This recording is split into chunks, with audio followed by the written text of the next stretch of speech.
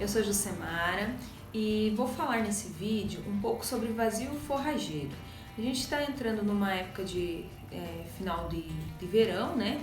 Então nessa época, principalmente na região sul, a gente tem uma redução de ofertas de pastagem, né? Devido à variação das condições climáticas, a gente acaba tendo uma redução porque ou falta um pouco de chuva ou a temperatura está mais baixa, então as pastagens elas acabam tendo um desenvolvimento um pouco mais lento, e o que isso vai ocasionar é uma redução na oferta de pastagem.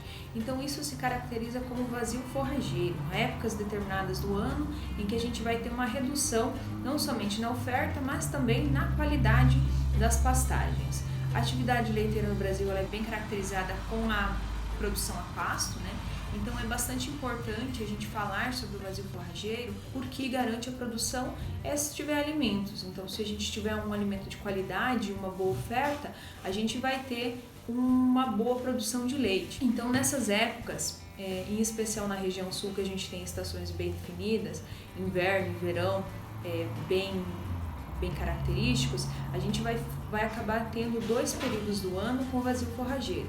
Um deles é no final do verão, né, entre março, início de março, até abril, em que se já tem uma renovação de pastagens de características de inverno, né, e o outro período vai ser na transição entre inverno e primavera, né, em que a gente encerra o ciclo das pastagens de inverno, vai iniciar uma implantação das pastagens de verão novamente. Então a gente vai ter temperaturas um pouco mais baixas ou mais altas, o que vai dificultar o desenvolvimento e a oferta dessas pastagens. Então isso vai se caracterizar pelo vazio forrageiro. Esse é mais característico para a região sul. Em outras regiões do Brasil a gente tem um período um pouco mais longo, né? Regiões com clima tropical, em que a gente vai ter estações bem definidas, uma estação bastante chuvosa, que tem uma duração de 6 meses, e a outra é uma estação mais seca, em que não vai ter chuva durante esse período, então a gente tem uma diminuição na oferta de pastagens. Mas como que a gente pode melhorar, né? O que a gente pode fazer para que a gente não tenha esses problemas de redução de pastagens, né? De oferta de volumoso para os bovinos de leite em especial. Então a gente vai precisar fazer guardar, estocar alimentos, né? Ele pode ser na forma de feno, na forma de pré-secado ou até mesmo na forma de silagem. Então vai garantir uma alimentação para os animais, vai garantir uma alimentação de qualidade e não vamos ter perda de produção e nem perda de score corporal durante esse período. E vai, além de outras, não somente a perda de produção a gente tem, mas a gente pode ter alguns problemas metabólicos, né, com redução de fibra na alimentação.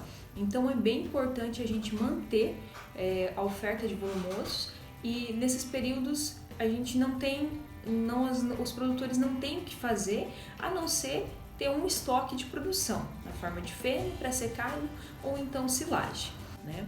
Então a gente precisa conhecer o nosso rebanho, e eu vou ensinar vocês a fazer isso agora com uma planilha do Excel para a gente calcular a evolução do rebanho e também provisionar quanta pastagem e quanto alimento volumoso vocês vão precisar durante um ano para a produção de leite. Então essa é a nossa planilha de cálculo e planejamento forrageiro, né? Ela serve para você fazer um cálculo mensal ou então um cálculo anual.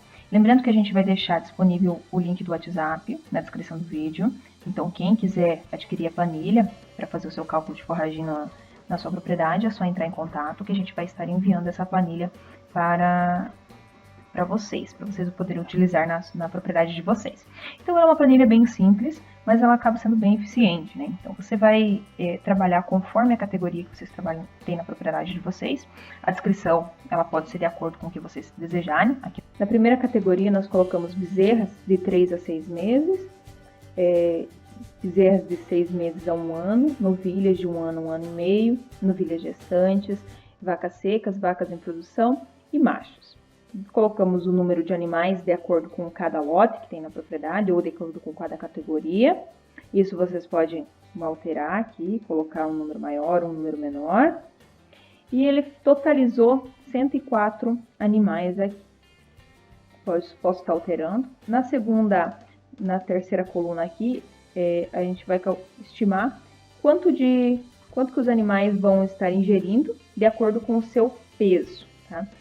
Colocamos os animais, principalmente da raça holandesa, elas vão estar ingerindo em torno de 2,5% a 3% do seu peso, dependendo muito do que se espera, qual que é a finalidade.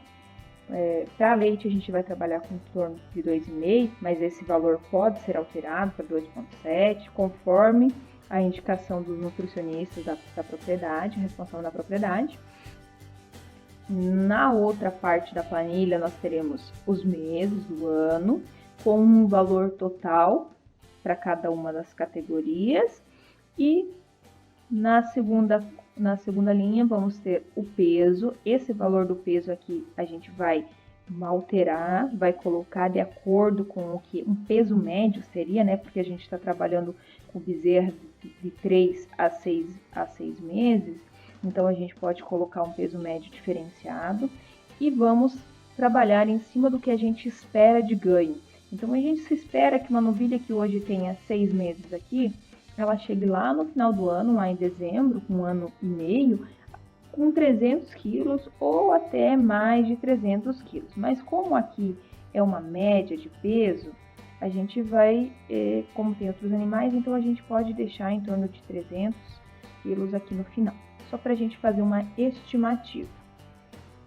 Vamos alterar aqui, colocar o peso médio das vacas. Se a gente for trabalhar com animais da raça holandesa, a gente vai ter um peso médio para as vacas em vacas secas aqui de 600 quilos, né? Vamos copiar aqui, pode só copiar a primeira e ir colando, então a gente pode fazer, vamos colocar para todos os meses aqui o peso estimado, que acreditamos que seja uma média, né? Mas isso vocês podem fazer, alterar também. Mês de dezembro eu tenho, mês de janeiro eu vou ter vaca seca, no mês de fevereiro eu não vou ter vaca seca. Pode alterar, quem sabe, fazer uma média anual de 5 vacas. Quem sabe seja uma quantidade menor de vacas secas. E as vacas em produção, vamos colocar uma média de 600 quilos aqui também. Vamos preencher o peso de todos os meses. Então aqui vai variar, tem vacas de primeiro parto, tem vacas de mais partos, então vacas maiores. Vamos deixar um peso médio de 600 quilos. E a gente vai ter uma produção total aqui, um consumo total.